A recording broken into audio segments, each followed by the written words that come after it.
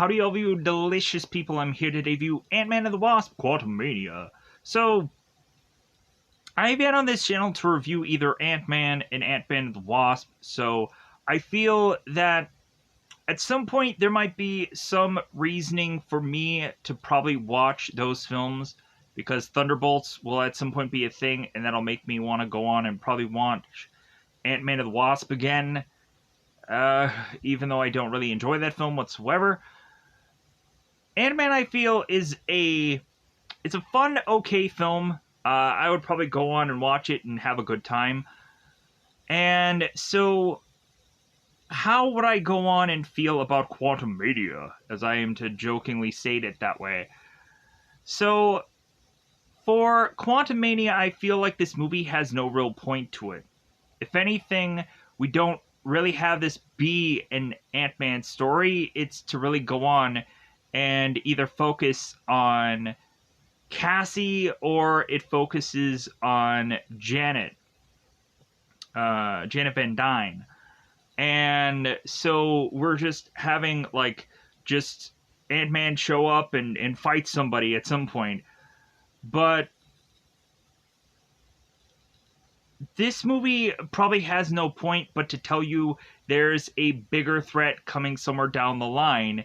And if you are to see what the Avengers title is, you could probably figure out that this movie is going to be a massive waste of your time.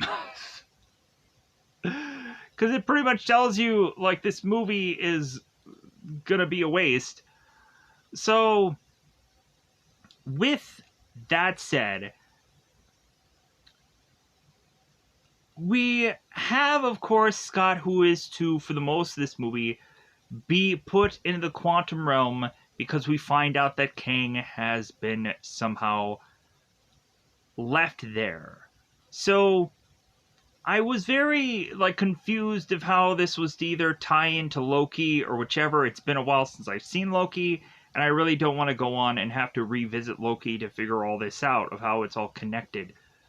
But speaking of Loki, we do have some end credit scenes that do tie in Loki, and possibly we also have to realize that Loki is going to have a second season fairly soon. So we are to go on and have this movie just kind of be a vehicle to promote other things besides another Ant-Man movie somewhere down the pipe. So with that said, there were some joke moments here, but there was so much throwaway and just... We have another one of these kind of superhero movies where it's like, well, hey, here's where I am now, huh?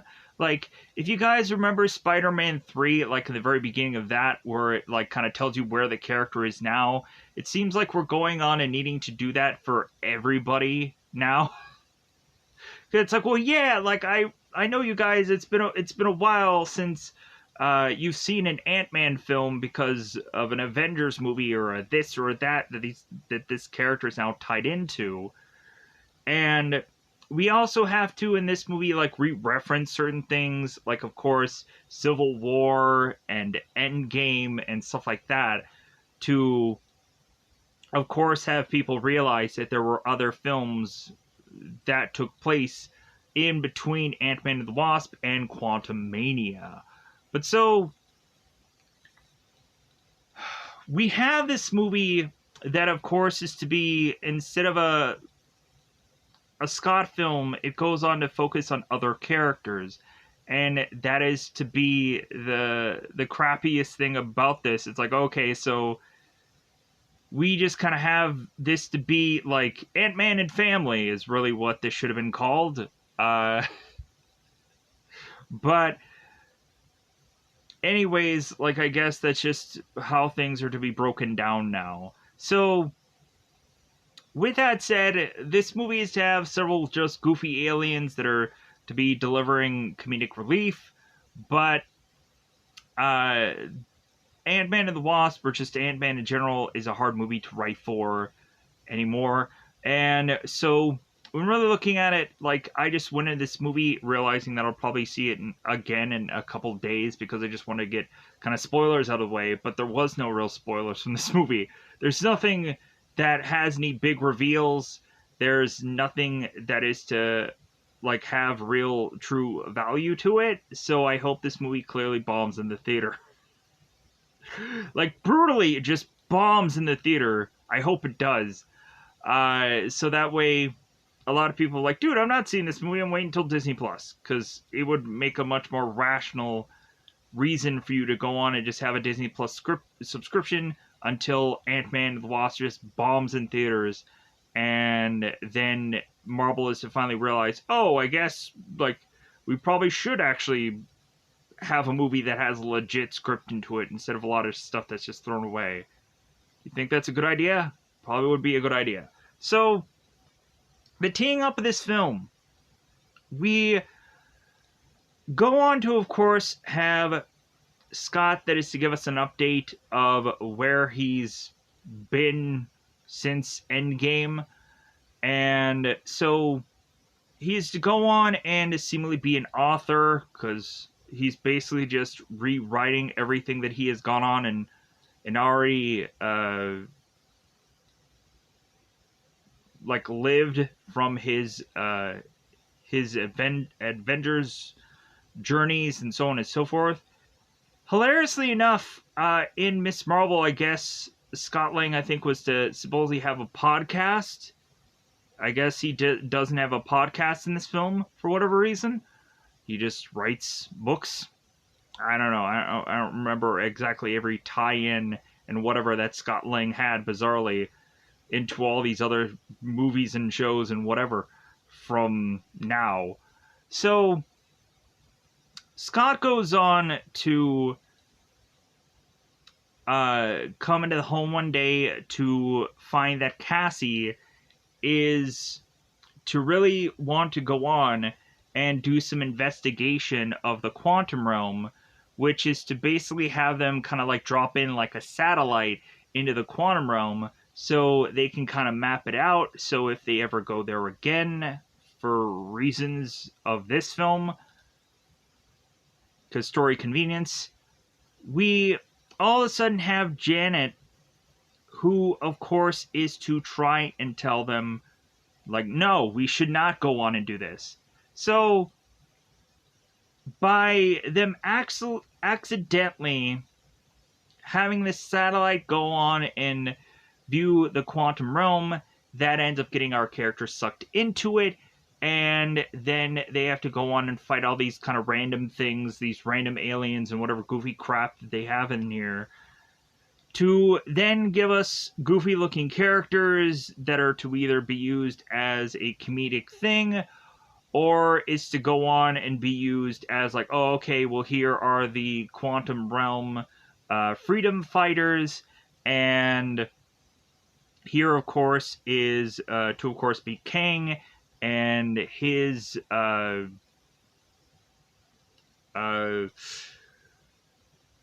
conquerors, let's say. Because I don't remember what the actual Kang soldiers were called in this film, and why would they even matter to have a name anyways? So we come to find that Kang just kind of just drops into the quantum realm, and Janet is to have a story of why, of course, Kang had come there and how he got stuck there, and so really there is no huge like thing that you have to absolutely go on and watch Loki to understand this character. You could really watch Loki if you really want to, but like you can understand this character just coming from this movie, and that's it. But there will technically be a tie from Loki to this film, and so if you have not gone on and seen Loki, and you might be confused about a certain thing in this film, then by all means see Loki before you watch this movie. But anyways, I think it's about that time to just go into spoilers. Because really, this film is just very thin. Very thin for an hour and 50 some odd minutes. I'm used to like Avengers, Infinity Wars, and Endgame, where it's like, oh my god, I have so much to say, and it's gonna take me forever. Not for this one. So, with that said, I think it's about that time to just double five this bad boy up. Bill Murray, why was he in this film? MODOK, why was this a character? And so on and so forth. Any of the things that were to be these big, massive, like, oh my god, this character's in this film. Oh, not all that great, not all that amazing. Really, it was just so disappointing. So with that said, and like I would say the word disappointing, and that actually is to be bizarre because we all kind of figured that another Ant-Man movie would just be kind of throwaway thing. But like this movie doesn't even try. Doesn't even try. So with that said, let's double five. It's about that time, of course, going again. And spoiler time. It's about that time we get to spoil this whole movie. So we go in the beginning of this, and so Scott is to kind of be just like Jeremy Renner from Hawkeye, where after he has gone on and saved the world from Endgame, we have all these people that are like buying him drinks and telling him, "Oh my God, you saved the world! Thank you so much, Spider-Man." And Scott like doesn't correct him. He's like, "Oh, okay, whatever." And we have Scott who is like forced to like take pictures with dogs. It's weird. So Scott is just having the seemingly success of him saving the world, and even to the point of him like going back to his Baskin Robbins is like, yeah, hey, look at me, I'm a guy, I'm a big guy now, I'm a big shot. So Scott, of course, is to go on and read his book, and that he is to have talked about his adventures of him being an Avenger and so on and so forth. So, as if I'm assuming through other Marvel movies, they're probably going to somehow have that book somewhere, and somebody's going to be reading it. Wait a minute, like, that's what he thought about me? F that guy. That's what I'm assuming is going to happen through any one of these Marvel films. You're going to find a Scott Lang book just randomly somewhere, and maybe someone's going to use it as toilet paper, who knows. But so, because they don't know how the three seashells work. So, Scott all of a sudden is to find out that his daughter Cassie is in jail. Yeah, this girl is now actually a more important character in this movie than she ever was in 2 other films. Isn't that great? And also Endgame. So yeah, we come to find out that Cassie is to now be in and out of jail, as Hank would go on and tell us that he had known about a case about her going to jail before, and Hank was to tell Cassie, it's like, well, hey, I could have just broken you out, like I did Scott before in the first movie. But so, Cassie was to go on and shrink a cop car, and she hands it back to them. And so Scott is telling Cassie, it's like, well, hey, you should be more responsible, and this and that, just kind of being a dad. So, after all that jazz, after all that rigmarole of Scott, like, kind of knowing, like, what his daughter is to be like now, because it seems like Scott is to have been gone after Endgame from a while, but he doesn't even know who his daughter is because they recasted her. So, it's not his same peanut, it isn't. So, we have at one point where they're all sharing a pizza that, of course, Hank is to make large, and so he is to save quite a bit of money, 8 whole bucks. So they go on, and Cassie is to experiment on the quantum realm as Hank is just kind of looking over what she is to go on and do. And so it comes to find out that Cassie has figured out an experiment to try to put what is to be quite possibly similar to a satellite in the quantum realm so they can go on and be able to map the quantum realm. So if ever Scott was to be left in the quantum realm again like before with Infinity War, then we could of course have Cassie be able to find Scott and possibly bring him back. So we have Janet that comes in and realizes what Cassie's doing, and Janet is to immediately be hesitant on wanting to have them anything to do with the quantum realm again, forcing this machine to be turned off to where it turns itself back on. And it all of a sudden is to force our characters back into the quantum realm. And so we luckily have our characters, both Ant-Man and both Wasp, who can kind of turn their costumes on fairly easily, kind of like how Iron Man would go on and be able to kind of get in and out of his costume fairly easily by the later installments. Like, we kind of have that same thing going on, where like they just kind of hit a button and a suit comes on them. And so we see that, of course, when Ant-Man and the Wasp, at one point, like both Scott and both Hope are to kind of be finishing up with their jobs, as we find out that Hope has kind of taken over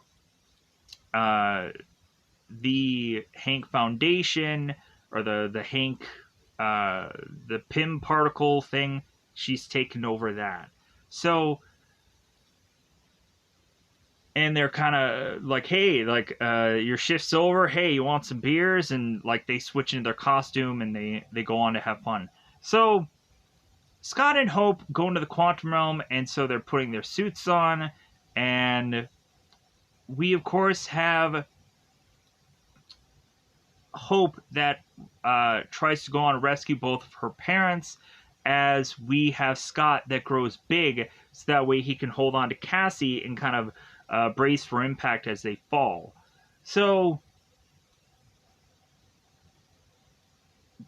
we have Janet, who of course is very familiar with the quantum realm, and so Janet goes on to quickly find certain people that she has met with in the past, and so Janet is to toss both Hank and both Hope, like, hey, here's some duds, here's some quantum duds, so you guys can kind of blend in. And so we have Scott, we have Cassie, and they don't know what's really going on. And so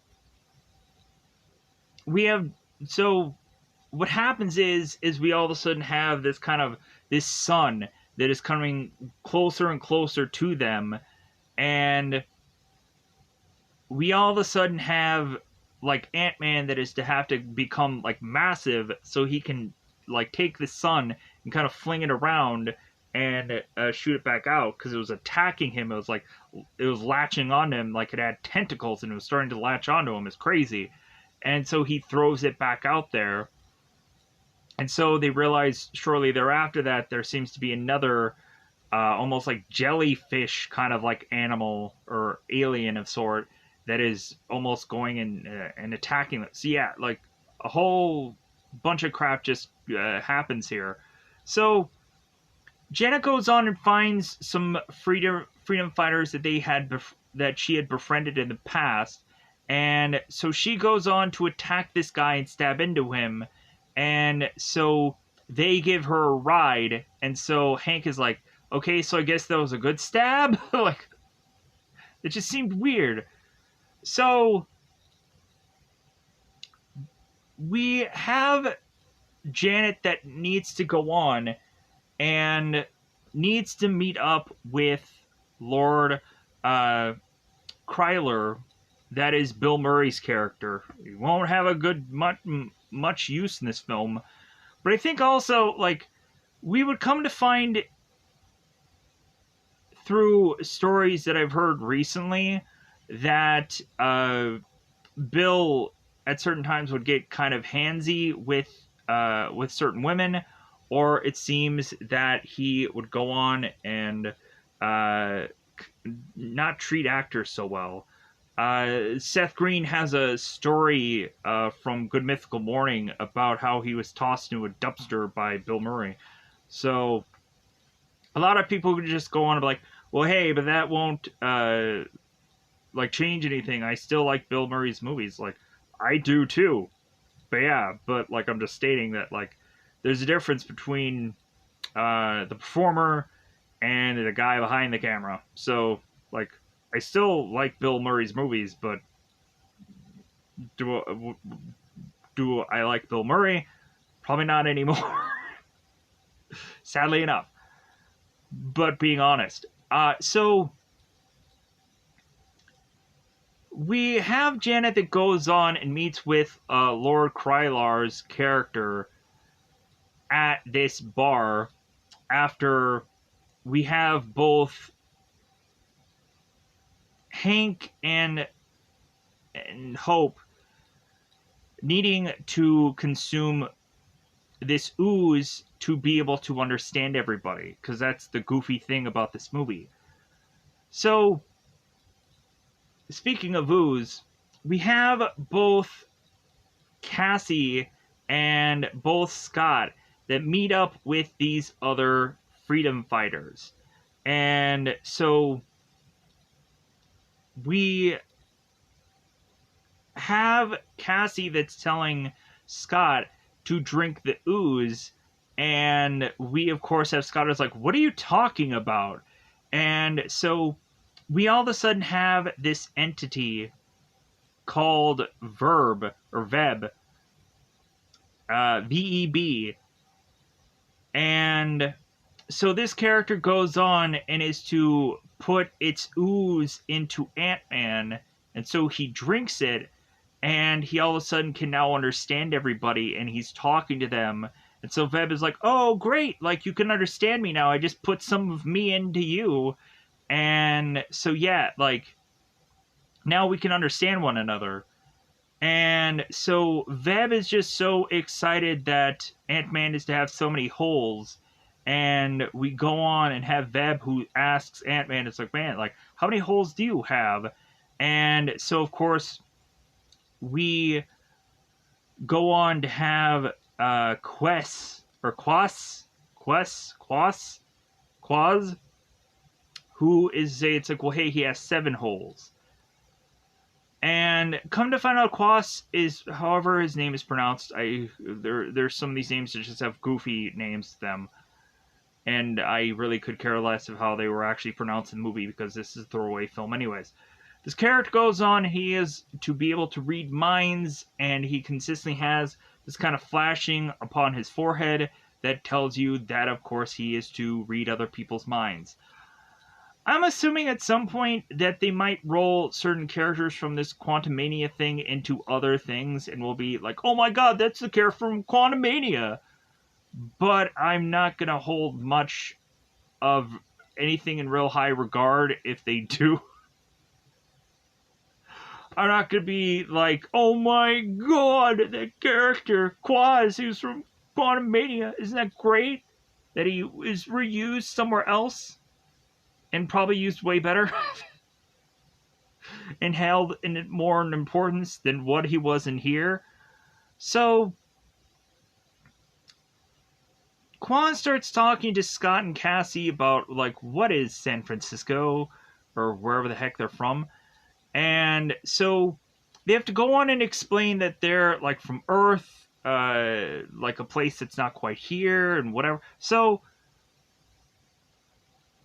back now at Lord Krylar, and so he has to make this like grand entrance, and he like comes off this ship that has to like almost kind of crash into this bar. It seems like really making a lot of freaking noise and all kinds of stuff. So Lord Krylar comes in and is to tell Janet, it's like, well, hey, like, you left us here with him.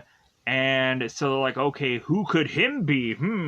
I wonder, because it would have to go on and be Kang. Because we come to find out that when Janet was in the quantum realm, she met up with Kang. And so that is kind of like the early part of this film. And then they go right into, like, okay, here's where Scott has been now.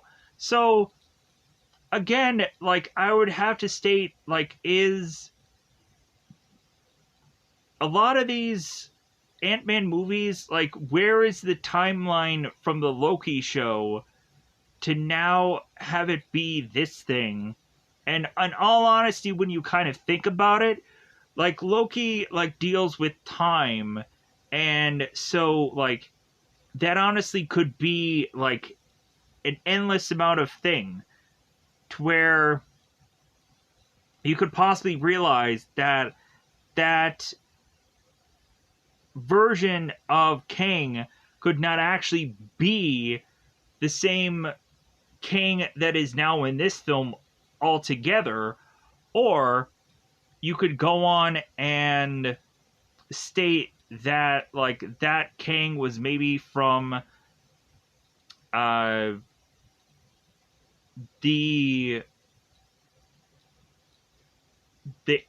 tail end of that Loki show, or you could make a whole number of assumptions, but with kind of it being a whole timeline thing, we just have to go on and really just state that it's probably after Loki anyways. So, moving on. So, Lord Krylar is to continue to whine and complain to Janet how they left her there, because Janet, of course, when she was to see or be rescued by Scott, we would, of course, just go on and not to have realized that Janet was, like, desperate to get out of that quantum realm because of Kang. So we come to find out that Janet had met Kang, and I'll kind of go through this. I'm not quite sure if every bit of this is going to be in perfect order, the film. I'm just going to kind of bring up stuff instead of going on and doing the movie in perfect order. So I want to do this story right now, so we're just going to do it. So Janet goes on and is to have been in the quantum realm with Kang. And what happens is when Kang arrives, so does this power core that both Janet and Kang were trying to figure out what source in the quantum realm could power up this power core to fix Kang's ship so he can leave. Because Kang doesn't go on and explain it, but at some point Janet figures out that Kang had gotten exiled here from all of his other Kang dynasty people, which we'll see in the post-credit scene of this movie. So,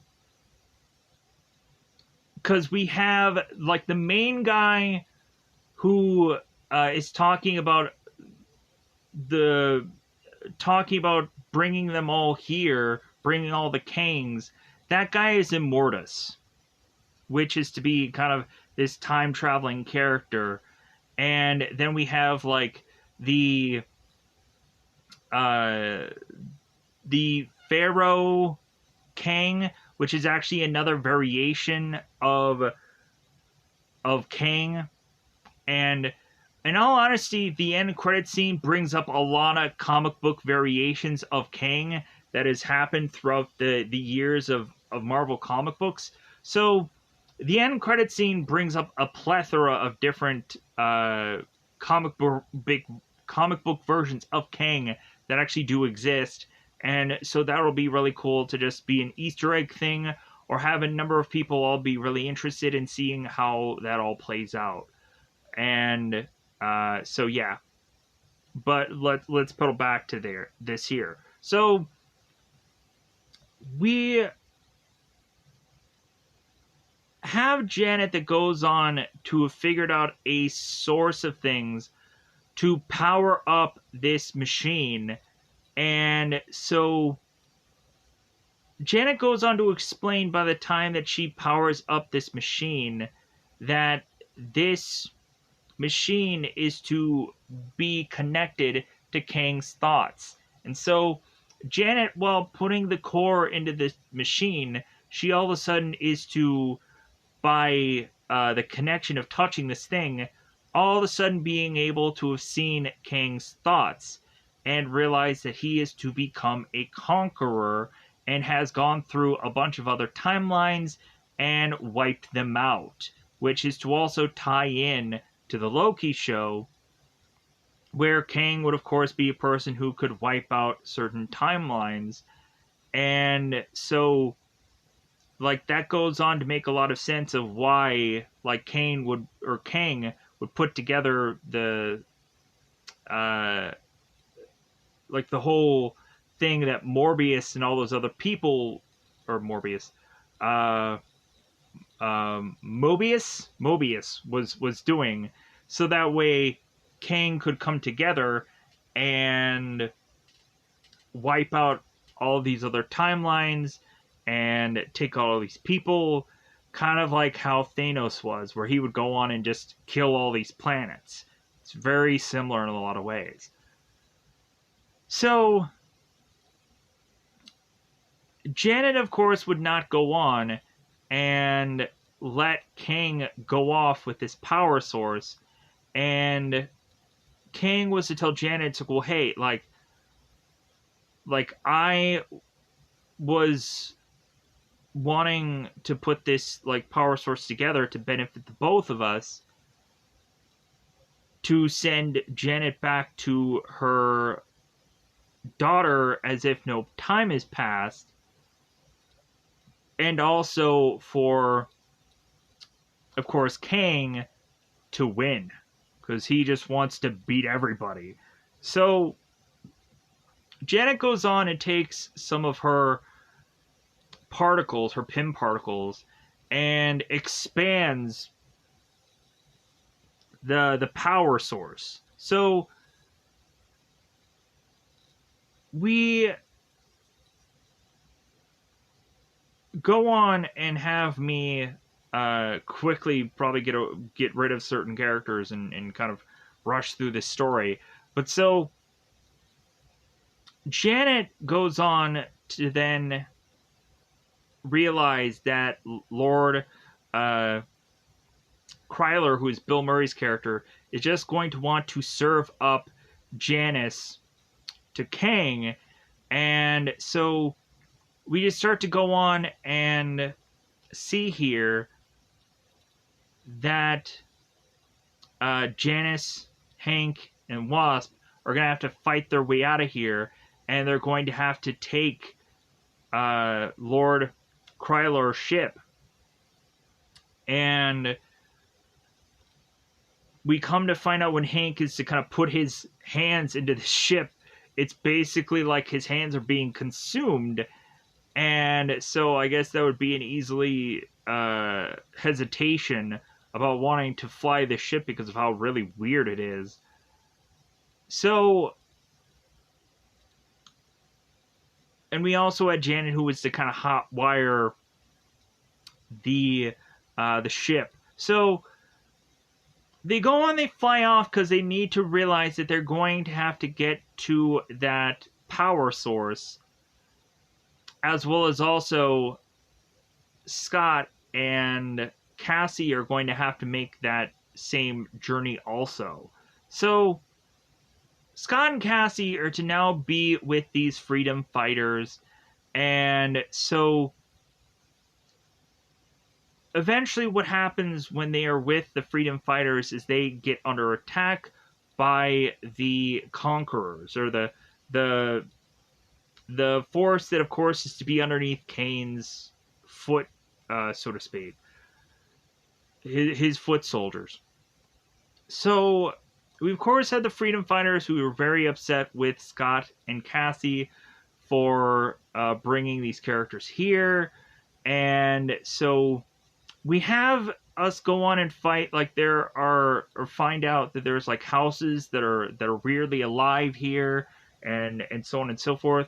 So we also come to find that I think the leader of these freedom fighters are to be a character named Kentora, and or Gentora.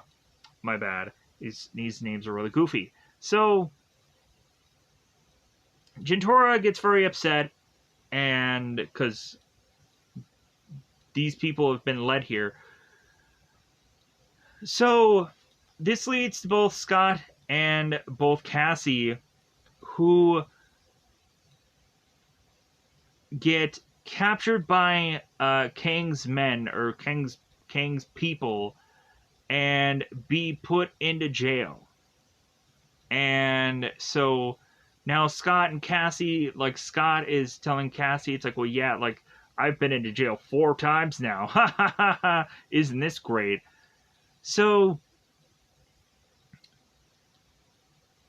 we come to find out that there is going to be a person who is to talk to both Scott and Cassie, and come to find out that is to be MODOK, to tell us who the heck MODOK is.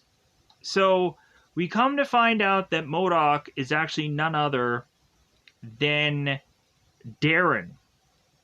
That bizarrely the Yellow Jacket, when he was to be sent to the Quantum Realm by the end of the first Ant-Man movie, that is to probably make people go on and check out the Ant-Man film, because the movie is good enough, it's passable.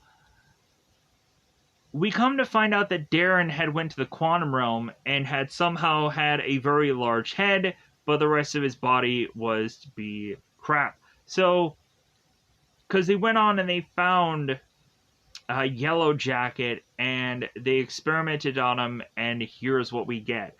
And MODOK is to just be an acronym for a goofy thing that stupid. So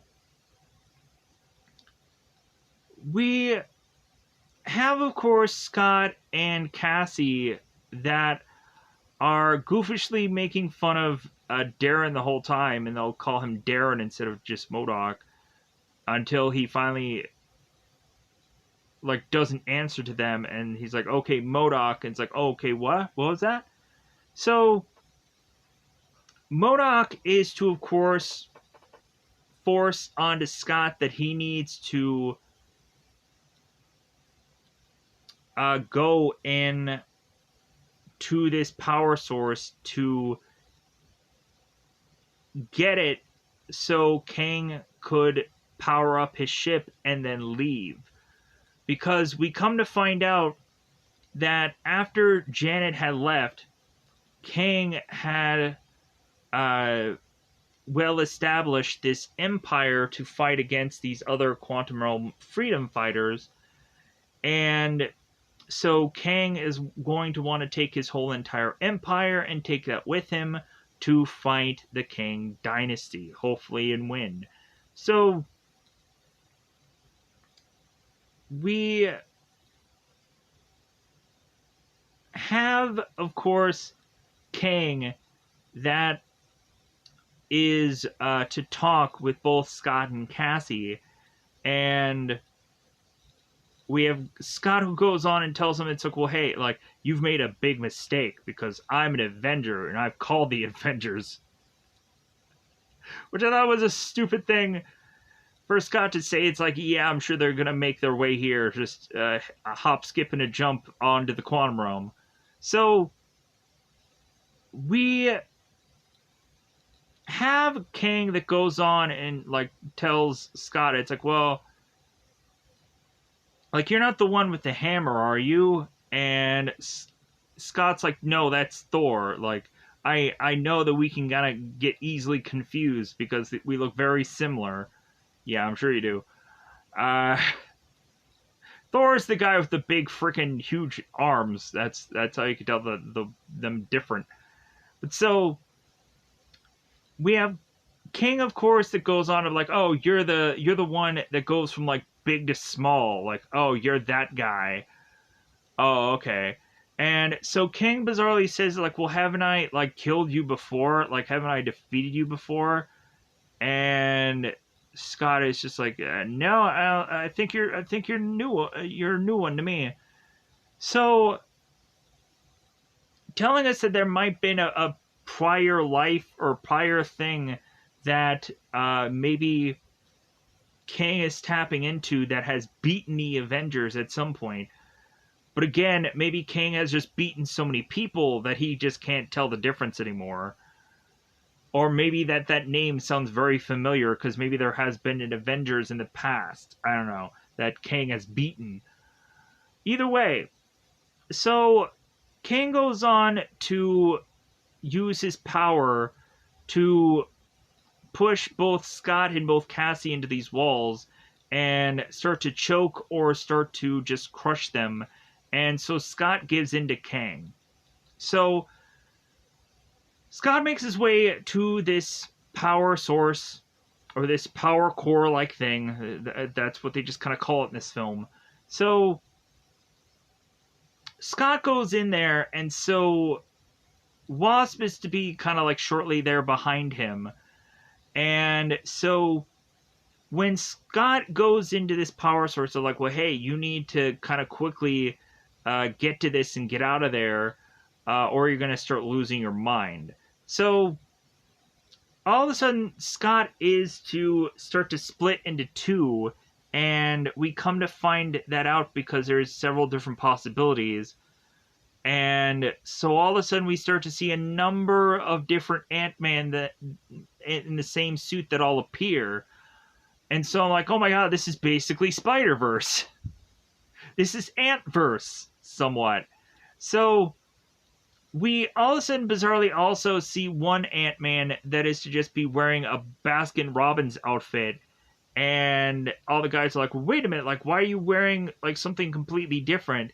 And we, of course, have this Scott Lang who's like, well, like, that's because I'm a man. I wear clothes. So we come to find that since some of the Ant-Mans are to attempt to try to get this power core thing and they fail, they die, we all of a sudden find that all the other Ant-Mans are getting together to kind of form this kind of thing for the Ant-Man Prime to crawl up on. So like they're just kind of tossing bodies over one another to help Scott get to this thing so he can shrink it down to the proper size. And so when Scott Prime goes on and tosses this thing to have this thing hopefully shrink, it doesn't work, and then all of a sudden the other Ant-Man start to collapse. So we come to find that's when the Wasp and all of her possibilities comes flying in, and she grabs Scott, and it's like, well, hey, like, let's try this again. And so they go on and try it again, and they perfect it. And so, of course, we end up bringing this back to Kang. Even when Janet is to tell them not to, it's like, oh, like, we have to because she has Cassie. We have Scott who's telling both Hope and both Janet, it's like, well, hey, like, they have Cassie, so I need to give this to Kang. So Scott goes on and is to go on and almost hand this over to Kang. And so Cassie, who is now imprisoned next to Kentoro or Kentora. Oh, by the way, there's one character that I actually thought was really cool looking. Uh, that I'm not quite sure how to pronounce his name. Exlorum. Exlorum looks really cool. The kind of like the orange like kind of eyeball looking character looks really cool. And like I was like, haven't I seen a character like that before somewhere in comic books? But like that character actually just had an eye for a head. Uh, like it might have actually been that, or it might have just been some other character that just looked familiar. But uh, when I saw this character, I'm like, this character looks really cool. But comes to find out in this movie, like he just dies in the end. There's this one scene where he goes on and he talks about like torturing both Scott and Cassie, and this guy just evidently just loves torturing people. But so moving on. So Cassie talks to Kentora or Gentora. I'm sorry, I'm gonna butcher this name. So Cassie figures out a way to get out of her cell, and then goes on to try to figure out how to get Gentora out of hers. And so what happens is like she just kind of presses the person's head against Gentora's cell, and then she gets free. So Cassie and Gentora are trying to send a message out to the freedom fighters, as Kang is trying to send a message to his people. And so Cassie's telling the freedom fighters, like, well, hey, like, come and fight with us. And so by the time that Scott gets to Kang, and like all of our other characters are to get there, and so on and so forth. So what happens is we have this all-out brawl between both the freedom fighters and the Kang Empire. So we have this really cool fight. We also find that Hank, who had sent certain ants through the quantum realm, it seems that the ants had over time figured out ways to build a higher technology, and so they themselves have kind of created quite a substantial way of existence in the quantum realm. So good for them. So we come to have this like big massive battle between the ants and between Kang and his empire, and so on and so forth. So we have Kang that is to kind of be shielding himself, and we get to a point where now MODOK is to kind of be taken down by certain freedom fighters and Cassie and whatever. So we have Cassie who's trying to convince MODOK to not be a DICK. And so he himself has to realize, like, well, yeah, maybe I shouldn't be that anymore. And so when Kang is trying to defend off so many of these ants with his power, we have MODOK coming in. He's like, yeah, I'm not going to be a DICK anymore. Yeah. And so he tries to come on and fight Kang just for him to be a bloody mess who just dies. And so I'm like, oh no, they're not going to use Kang. They're not going to use MODOK anymore. Like that character that was just this stupid throwaway thing to just reintroduce a character that wasn't in the second film. So we have Kang that now goes on and fights off with Scott, as all the rest of the other characters like Hank or Janet or Cassie have made it back to Earth, or back to their home. We also have Scott, who is to or we also have Hope, who's kind of made it through, but so she comes back and she tries to help out Scott. So Scott faces off against Kang one last time, and so because of course Kang wants to come through the hole also, and we have Scott who's like, well, hey, like it's kind of what they say in the trailer, where Scott's like, well, hey, like I know I'm not gonna win, but I'm gonna make sure that you aren't gonna win either. That we're gonna both lose. So we have Scott who is getting his butt kicked, honestly, by Kang. And so we have the Wasp comes in and tries to kind of even things out. And we again have them use this power core thing as a weapon, it seems, again, where Janet was to kind of use this thing as like an explosionary or an expanding thing to kind of run off. We have Wasp and Ant-Man that use this power core to then explode, and so that kind of sucks in Kang. And so both Ant-Man and Wasp try to get out to get back to Earth, and so that, of course, is to really wrap up our adventure here. And so we then have Ant-Man that is to go on like, okay, I guess this is kind of back to normal, like I saved the day, hoopla hoopla. So we have Scott who's just kind of walking and just kind of thinking, it's like, well, hey, like I saved the world yet again, but did I really stop this threat? Did I really take out Kang? Like, I'm not quite sure, because also when you think about it, like the first villain from the first Ant-Man, he didn't take that out either. So we just start to realize that maybe Ant-Man like never really takes out any of his villains, and so like what a waste of time any of these Ant-Man movies are. In all honesty, he never takes out a single one of them. So we have Ant-Man that is going on and planning this birthday party for Cassie, and Cassie's like, well, you know, this isn't really my birthday.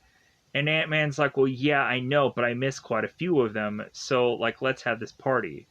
So, it was also kind of funny when Scott was talking to Cassie while they were in the quantum realm, and so Scott would go on and tell Cassie, it's like, well, yeah, like, I'm not really quite sure, like, how much time has passed when we have been here and when we are to be on Earth, like, because like Cassie needs to think about it as like, well, think about your mom, like think about how like important she is to you, and like we also have to realize that like Scott was probably in the quantum realm for maybe a year, and that was maybe 5 years in Earth time, and like thinking just about like Avengers all over again, how not much time has passed, or Scott doesn't look older because he was in the quantum realm. So, anyways, so Scott goes on and does this whole party thing, and then we go on to just kind of wrap this movie up, and so we go into these end credit scenes. So, from what, of course, I was to go on and find out about these end credit scenes, we come to find that the Kang dynasty is being set up. We have this whole huge arena that has all these Kangs that are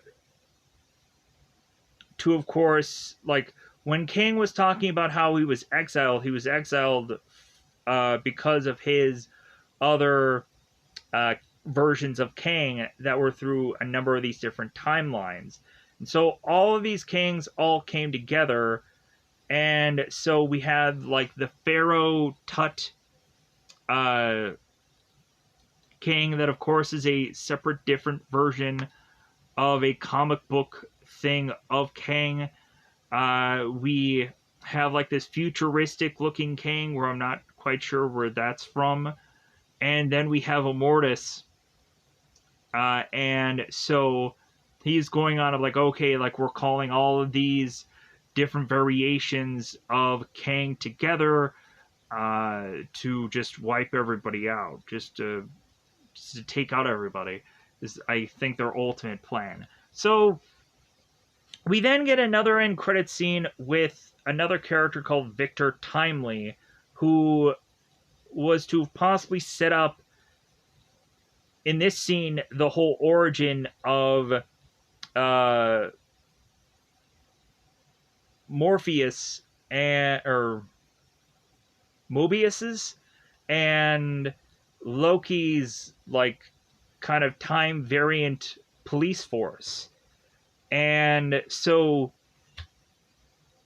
Victor Timely must have set up the TVA or the whatever that acronym is for the Loki show.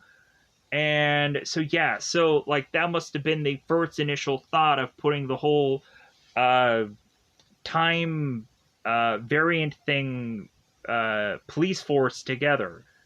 I don't remember what exactly that was called. But so there is that end credit scene, and so with that said, I'm going to try and quickly get out of here because I realize that this is like an hour and 50 some odd movie. And so with that said, also, I'm sure a lot of people won't really be interested in an hour long review. Plus, also, I skipped through a lot of stuff where I just kind of rushed through a lot of things because, like, really, for this one, I was like, okay, I think I can probably remember most of this film. But, also, I don't think a lot of people probably really care. But, who knows? It could be a really amazing amount of people that all like, oh yeah, I really wanted to see what this movie was about just to see if it really does matter, which it really just doesn't. It's just a fun adventure kind of thing that was like, this is what this movie was. Okay, all right, well, I gotta watch all these Marvel films anyways, so this was just another one of them. So I'm just gonna get out of here. Goodbye, everybody. Bye, buddy.